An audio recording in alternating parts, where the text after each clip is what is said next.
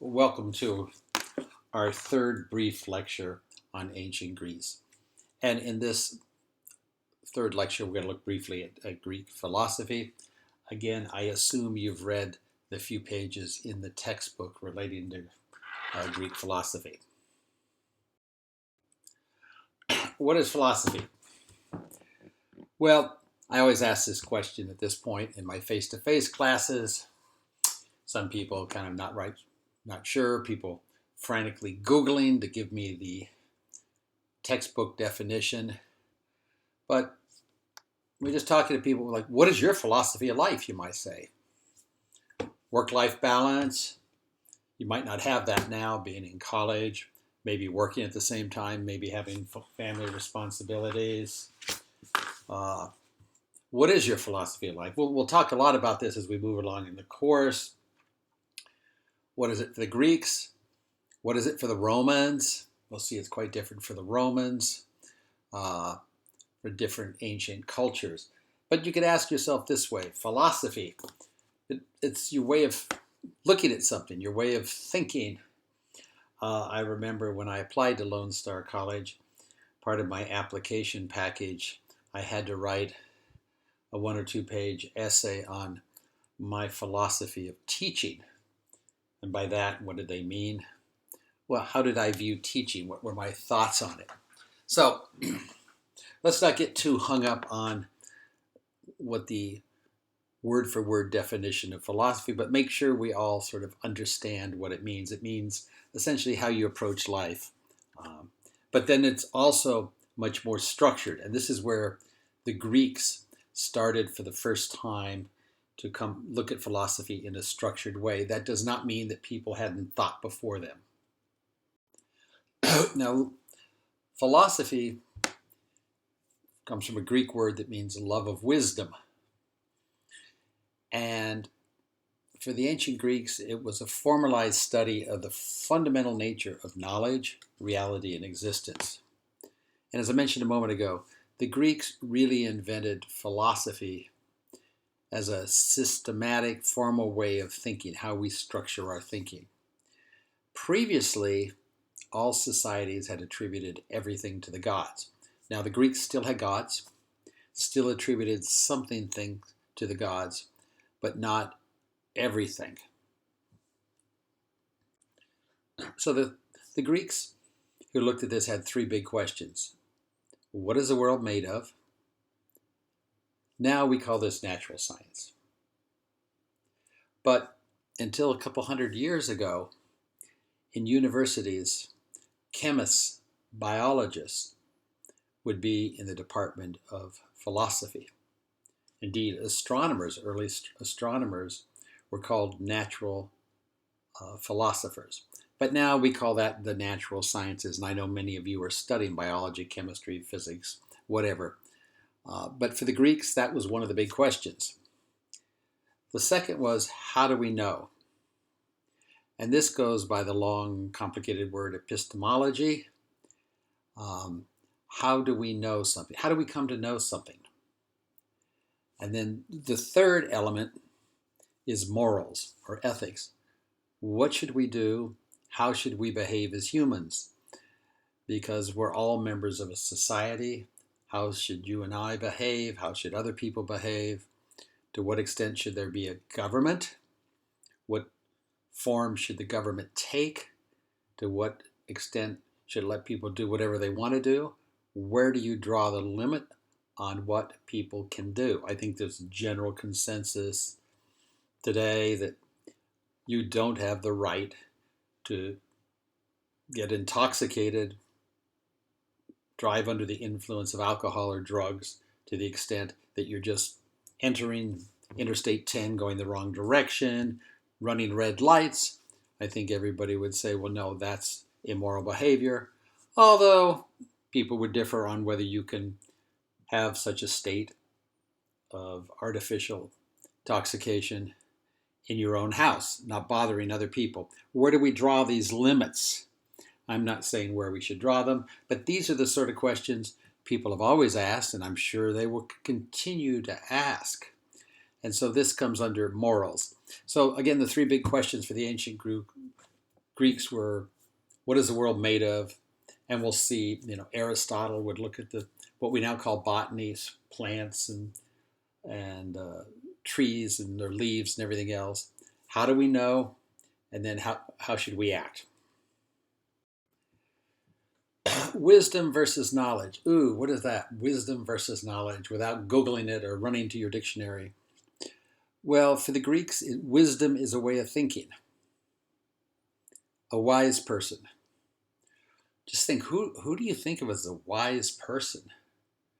Who do you think of as a wise person? Most people would say, well, it might be someone a little older. I don't think in the United States we normally say, no offense, but a 20-year-old is wise. We usually someone who's had experience, they've seen their theories don't work out.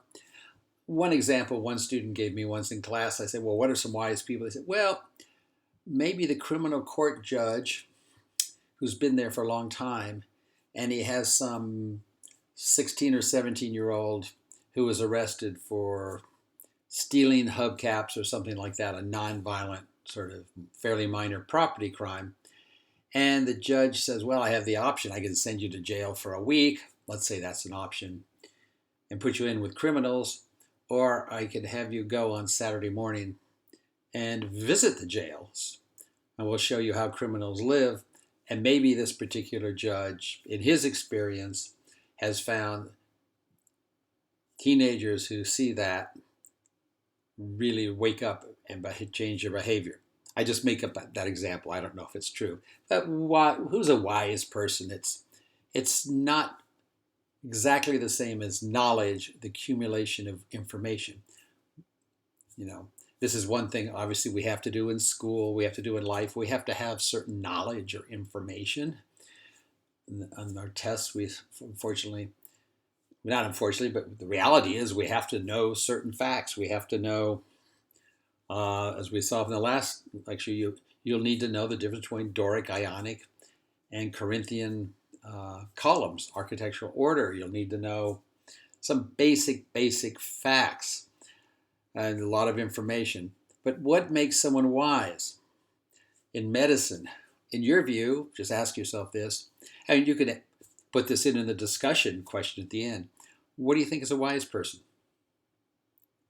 Who do you think is a wise doctor, for instance?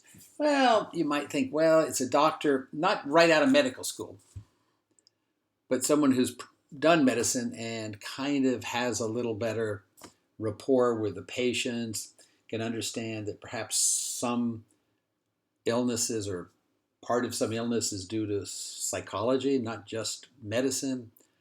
So I'll actually have a discussion question on that. You can give your thoughts if you have any, and please respond to other people. There's no right or wrong answer to that one, I don't think. And I think of great importance is the fact that the Greeks built into our entire Western civilization a tradition of critique, of analysis, asking why. All of you, when you graduate from college or professional school after college, are going to be hired not just for your knowledge.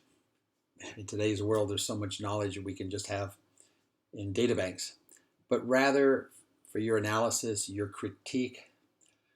If you're a sales manager, if you're a manager at Walmart, you have to critique, how are things doing? How could you improve whatever, the flow of clients so they're not waiting so long? How can you reduce shoplifting? How can you do this or that? You have to ask these questions, and that's what makes it exciting. So let's look at what we call the PreSocratic Greeks. Pre-Socratic means before Socrates.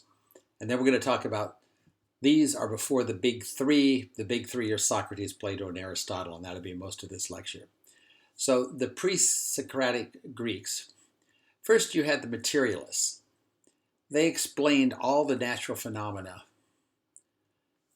in terms of one of the three, or the four rather, basic elements that they saw: water, earth, air, and fire. Everything was explained by that. Then you had Thales, who's generally considered the first Western philosopher. And he said, well, it wasn't the gods, but water alone is responsible for all the changes in nature. And this is the first time he said that was nature itself, not the gods. And he used the analogy of, what's water do? Well, water in a river can carve a riverbed. Look at the Grand Canyon. It was partly carved. I mean, part of it was, I understand, upheavals, but carved.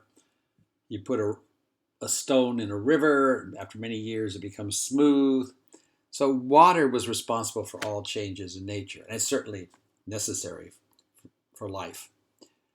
But of great importance, Thales started this Greek tradition in ancient Greece of free discussion of ideas outside of elite circles, where in public areas such as the Agora, which is the marketplace, not like going to Kroger or HEB, but it's going to where they had the market that you could go and have not a coffee, but the equivalent of a modern coffee. They had food stalls, and people started asking questions, not just the educated, like what is democracy, how should we run the government, etc., etc.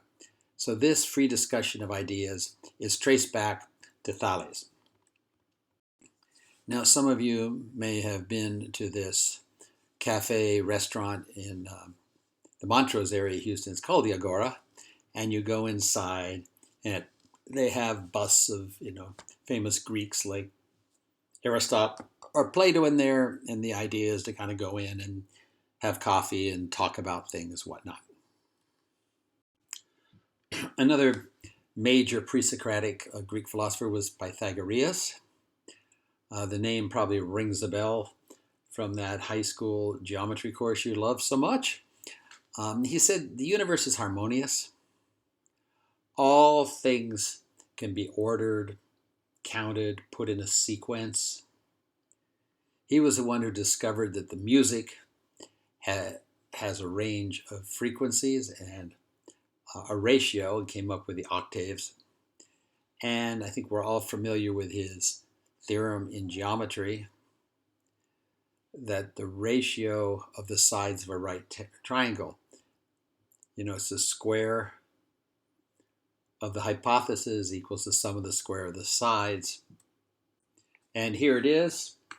For some of you, this will bring back dreaded thoughts of that high school geometry class, where C here is the hypothesis of the triangle, A and B are the sides of a right triangle, and the square of the hypothesis equals the sum of the squares of the sides.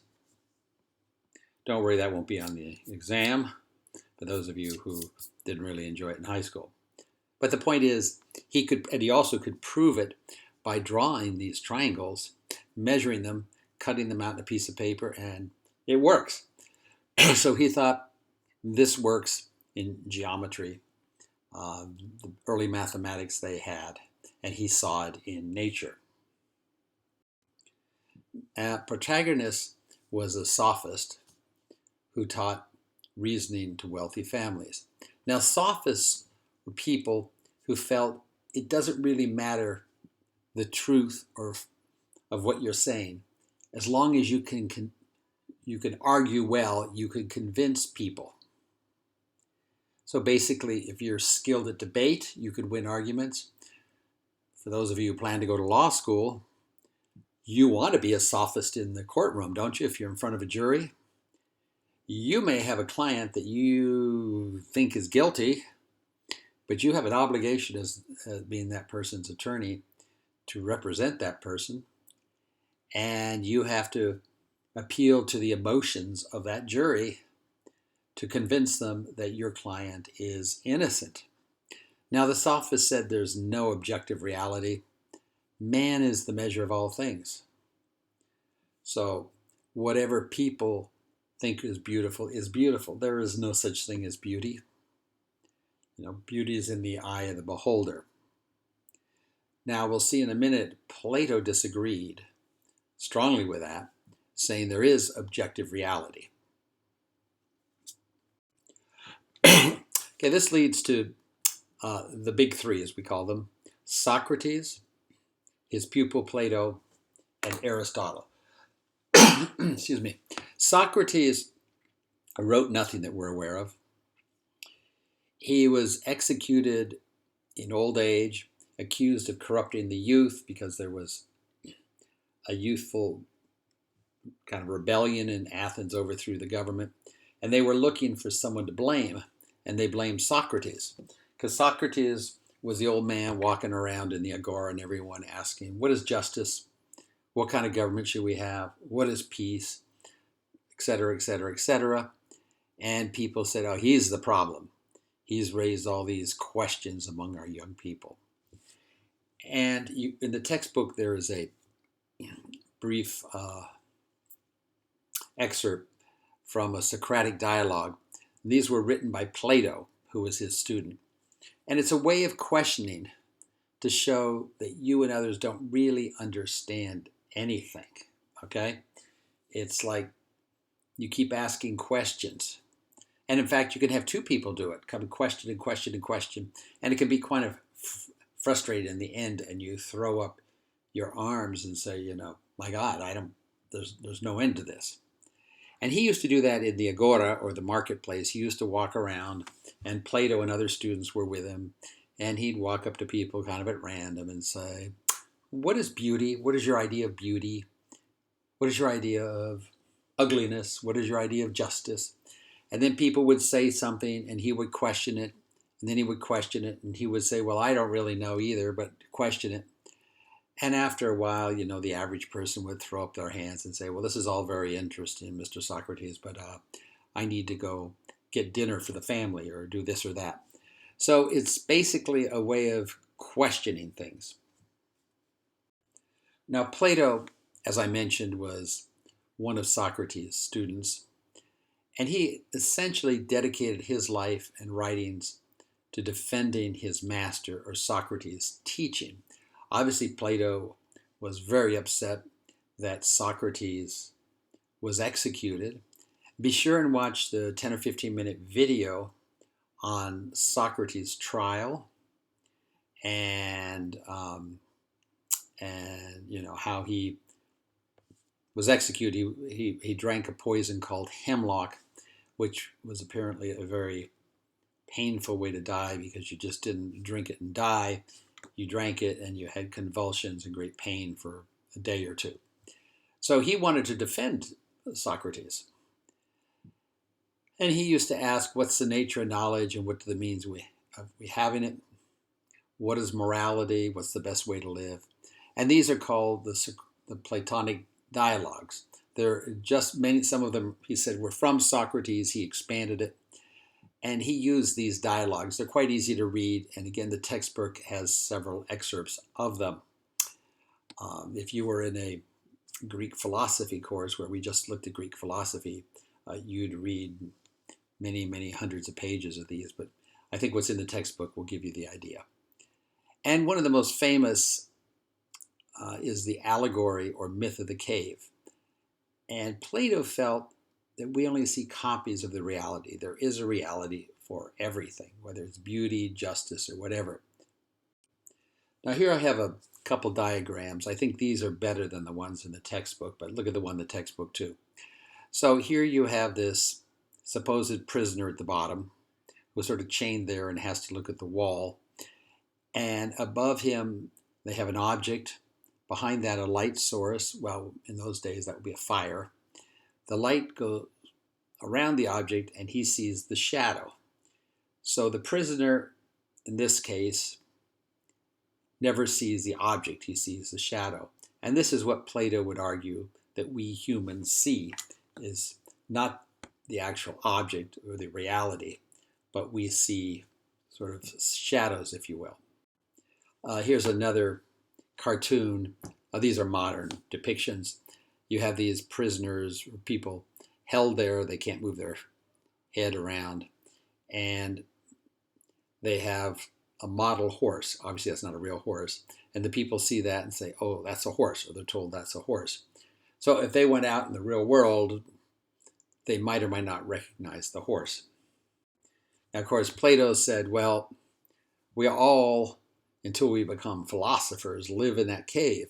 Here in this instance, we have people, you can see in the very back on the left there, looking at images of a horse, like a duck or something, and a vase, and the people going up, the man going up the stairs and the other outside, have become philosophers so they can go out in the sunlight and see reality. So what's an example of this? Shoes. What is a shoe? So Plato would walk around and say, what is a shoe? People say, well, I'm wearing one. I mean, it could be a sandal, it could be, a shoe. But Plato said, no, there's something called shoeness, where there's this, we can't see it, this concrete reality of our mind, and we see manifestations of it. A little more readily intelligible is his comparison with love. What is love? Well, let's think about that. What does the word love mean in English? Well, you can say you love your children, your parents, your girlfriend, boyfriend, spouse, whatever. You can also say, I love football. I love watching football. That's different, isn't it? Well, maybe it's not for some.